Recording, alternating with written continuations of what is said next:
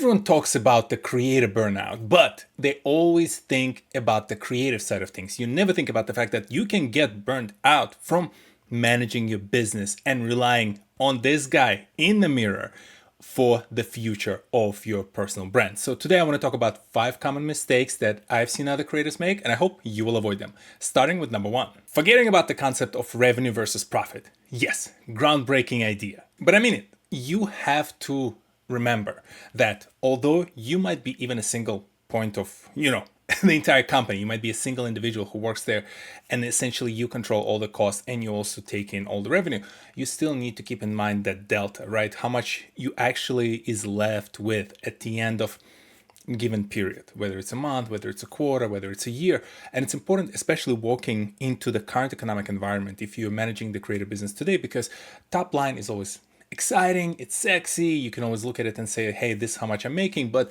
real importance today in the current economic environment for any type of business, but especially for the creators, is to keep in mind what is your actual profit margin, and off of that, how much of it can you actually consistently save and set aside for the rainy day. Today, it's very important for any creator out there to consider how can they outlast the potential turmoil in the economic space. And we've spoken in the prior videos before. You can kind of like go find them about whether it is the current regulations or some of the things you need to consider walking into the current economic environment. But to keep the story short, with the spending power going down across your viewers, with the spending power and more conservative approach to the fiscal management from the other companies who are potentially your brand partners, you will see decrease in revenue, and inflation is still there. So you're going to see increase in costs. Because of this, as a creator, you have to be very mindful of the profit margin and ideally keep it healthy enough, if you have the opportunity, to essentially create that war chest that hopefully can help you outlast potential, say, downturn or potential just complete lack of any brand deals. Good rule of thumb, at least 6 months of your day-to-day normal expenses, something that you always need to have in your bank account, so to speak. In the current economic environment, if you can afford it, I wouldn't blame you for keeping anywhere above from 6 to 12 months. Again, it's a very luxurious and privileged position to be in, to say, hey, I have 12 months worth of my expenses in my bank account. But this is something important. If you plan to maintain your independence and you don't want to go and maybe pick up a 9 to 5, which nothing against that, but if you want to maintain independence, you want to continue creating at the same pace that you're creating, you should have that war chest set aside. And the only way you can get to it is remembering that top line is not what it all, should be. You should really start thinking about whether you're actually making the profit and you have the healthy enough margin to set it aside. Number 2 is cash flow. Cash flow is important, not from just the perspective, yes, cash is important.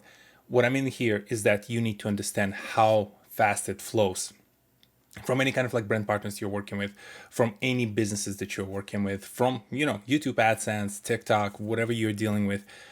Many creators forget that the payments are not instantaneous, especially when you're dealing with the brands. Brands and any other company love to manage their inflow and outflow of cash using the net payment terms. If you've never heard about those, from the point when you say invoice a brand for your services, they're not going to transfer you money immediately. Some will do, lucky you. Traditionally, you will at least see net 30, which means from that day in 30 days is when they will plan to pay you money. Many brands, especially because they know that they carry some level of power over you, they will negotiate net 45. So 45 days from the day of invoicing, net 60, even potentially net 90. In most ridiculous cases, net 120, which you should never accept unless there's really some serious reason for why would you do it. But the whole idea of net payment terms is exactly for the brands and the companies to manage, as I said, the cash flow, inflow and outflow between each other. Companies usually like to, again, anything that's due to them, they want to have as more of aggressive net terms as possible. Anything that's flowing out of their company, they want it to be as large and as extended as possible, again, to maintain as much cash as possible in their bank account at any point in kind of like, given period. So for you, you have to keep it in mind, because if you're trying to sequence your expenses anywhere from like you're renting an equipment, maybe you're renting an office, you're paying bills, right? If you had your contract and you had the brand deal done on a certain day and it's $5,000, don't immediately assume you're going to have it, right? take into account the time it will take for your cash flow to flow in, because I've seen folks and I've seen businesses as well forget about net payment terms, and all of a sudden they've committed to a certain number of expenses. They don't have cash for it because they anticipated for cash to be there in their bank account because they forgot that payment terms exist, so the cash flow will be delayed. And ideally, in the good business practice, for you to be aware of estimated, right, that net payment terms across all of your revenue streams, because different vendors will have different revenue projections, and because of that they'll have different kind of, like, as I said, policies when it comes to inflow and outflow of their cash. Same goes for YouTube, same goes for TikTok, same goes for any brand that you're working with. Same even goes for some of the companies hopefully you're going to contract with if you're doing like a consulting gig or an events gig. Always keep in mind and understand and be upfront about asking. There's nothing bad about going up in front of your potential client, right, and talking to them about, okay, what are your net payment terms? What is the scheduled payment date? Okay, how soon should I be expecting cash in my bank account? And only then start thinking about how you're gonna commit to certain expenses. General rule of thumb is as well for your personal outflows: never spend ahead of the revenue. This is something I've discussed now at least probably like 6 months ago. But if you think about the whole process of how in the traditional, more normal economic environment you would invest in your business, you would try to say, okay, I think if I invest in this piece of equipment, or if I invest in this new hire, I'm going to hopefully get X number of revenue in the next 6 to 12 months. In good, stable times when economy is predictable, have no issue with this approach. In the current economic environment, I'm completely against it, especially for the creator brands. And for your cash outflow, you have to only spend what you currently have in your bank account. And I know, realize that might mean that you will say no to certain opportunities that require your upfront investment. But here's the thing. I've seen enough in the current economic environment, and don't look at the stock market. It's never an accurate representation of what the economic environment is. Again, what I've said earlier, between lower and lower spending power, high inflation, more people out of the jobs, less spending by the companies, even with the lower interest rates, check out my prior video, you will still not see the increase and, pump up in the economy from just those motions. It helps the stock market, but we don't have to go there. As I said, I went in my prior video into this whole topic, but there's enough reasons and enough signals out there to tell you that it's going to be pretty rough 2026 as well, right? It's going to be up and down through the rest of this year and the next year. So it's okay to say no to certain opportunities and limit your cash outflow, because again, I'd rather you be building up that war chest and building up the opportunity for you to maintain that like level state, even if it means you don't get the bump. If you maintain your revenue, it's already a success in the current economic environment. So look at it this way: don't overcommit, don't overhire, don't invest in some major project, especially if it requires people to buy it, because of the fact that it's going to be very, very tough to achieve it. So that's why when it comes to cash inflows, make sure you understand the terms of the business partners you're working with. In terms of cash outflows, minimize your burn, ensure you save as much as possible. If you do end up deciding to hire, this third rule comes in: comfort versus competence. Don't repeat the mistake about that. Don't repeat this mistake. Meaning, you've seen it, everyone has seen it. A lot of the first hires that creators make are the people that they know, which is absolutely fine. Those are the people you trust. Those are the people who hopefully have been supporting you for years now. Now that you're slowly kind of like arriving at the position where you can hire, you can invest in the team, you obviously going to go and hire those people. Here's the thing though. Competence matters, especially as we become more and more serious about the creator businesses, as well as the partnerships that we're creating, as well as the expectations from other people, other businesses that's going to work with you. They will have also increased set of expectations towards your entity, towards you as a business. Ensuring you have professional individuals who really understand the space is highly important. It's okay to have a friend nearby as a manager, maybe as an advisor, someone who is out there to help you kind of like think through the problems, and you can trust their opinion.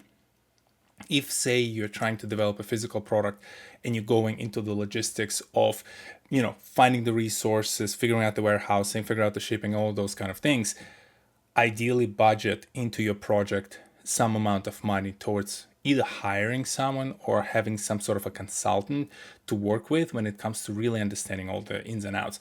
I promise you, spending a few $1,000s upfront to talk to a professional in that space will save you a lot more money long term, because you, of course, you can go and you can learn those lessons. That's absolutely fine, but you're going to spend a lot of money learning those lessons. As we've established in the first two sections, money will matter a lot. Cash will matter a lot for the next, again, at least 15 months or so. That's my prediction. So minimize waste. Minimize waste of that funds. And even if it means sometimes, you park one of your friends on the side and keep them as an advisor, and you spend a little bit of money on an actual professional to go figure out how to do certain things, do it. They're always a consideration. You can always reach out. We can always chat about it. There are always other people I would suggest for you to talk for free. A lot of people willing to help each other if you ask for the advice, as long as you don't ask them to do the actual work. If you want to spend 30 minutes talking to them, they will give you an advice.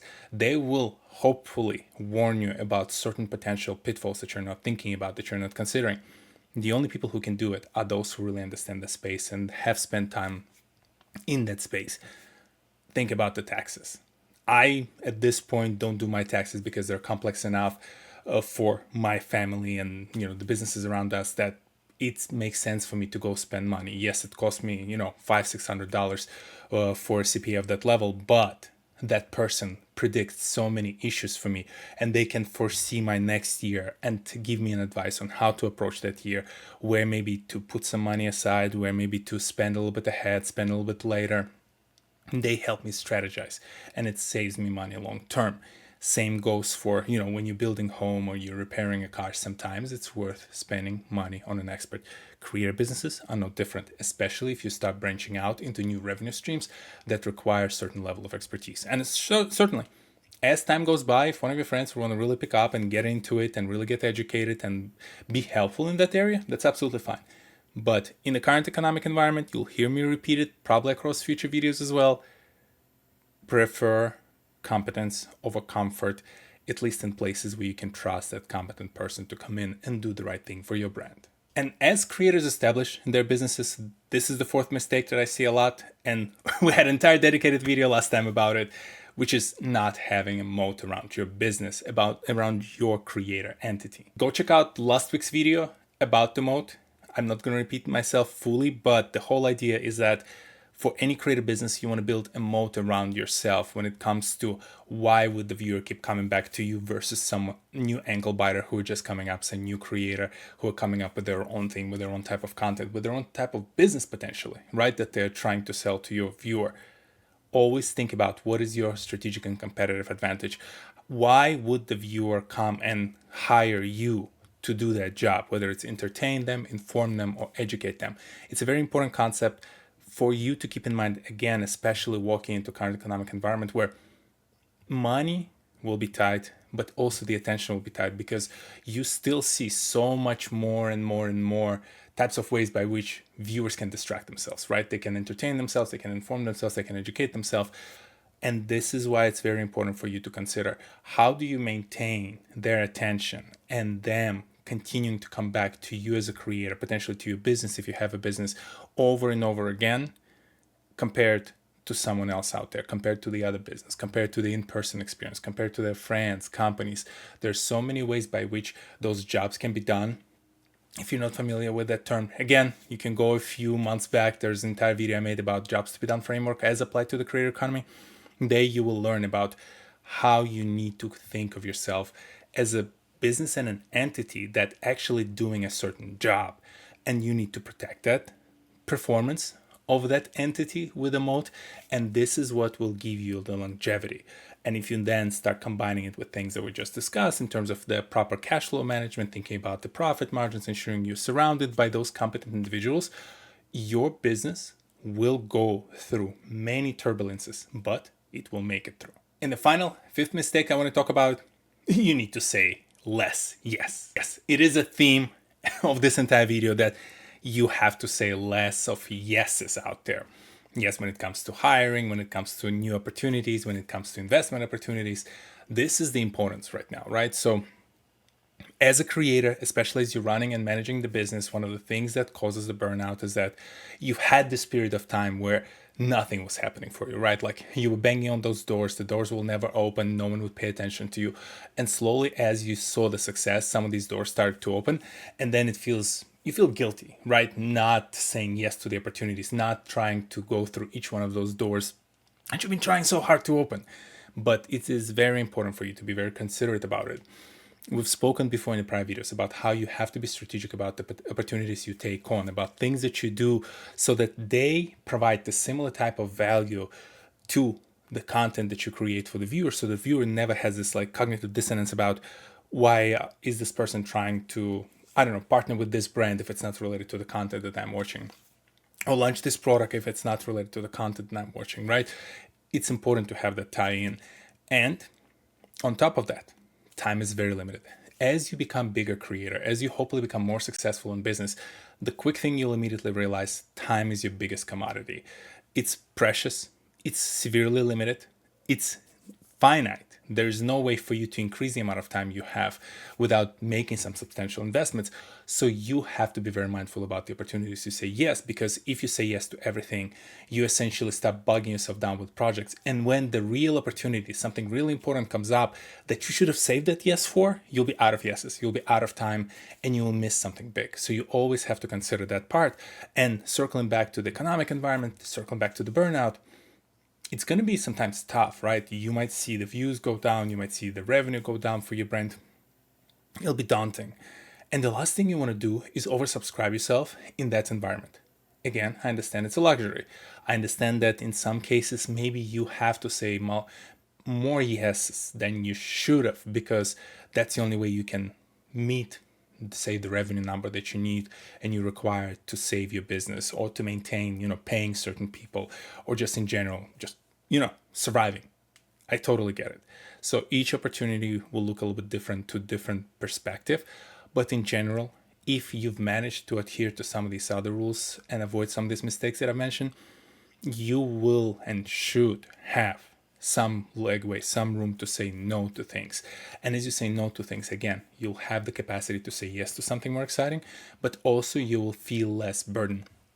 Your mind will be more free to go and focus on creation, focus on coming up with interesting ideas for the businesses, figuring out how to navigate that turbulent time ahead for your brand, or maybe you're already in it. It requires for you to say a lot less of yes. So this is the theme. You have to keep in mind every single aspect of those. I fully recognize all of them are luxury, but disciplined approach, whether it is ensuring you understand your profit margins, ensuring you understand your cash outflows and inflows, ensuring you surround yourself with the right people, you provide some sort of strategic, advantage to yourself from the perspective of creating that moat around you. And finally, you're ensuring you have the capacity to say yes when that yes counts. You will be in a much better position as a creator. You will not see as much of risk to being business side burnout. Aside from being the creative burnout itself is tough, and I understand coming up with new ideas and figuring out how to create engaging content over and over again is very daunting. Trust me, I've been uploading every week for like almost, I think, 8.5 years now. So I know sometimes the weeks come by and you're like, damn it, I don't have anything in me. And you've still figured out, you still show up, you still turn on that camera. Same sometimes happen in the business, but you can prevent that by ensuring you have some room to maneuver. And again, we've spoken about many different ways by which you can establish this for yourself. If you're still not sure, if you're just in the kind of situation you just need to talk to someone, you can always reach out to myself, to your friends. There are other creators out there who will totally understand what you're dealing with. And let me know in the comment section below if there were some themes or some questions that I missed or jumped way too fast through. Check out some of those videos that I mentioned from the past, right? Between dedicated video on the mode, on the policies and economic environment, on jobs to be done.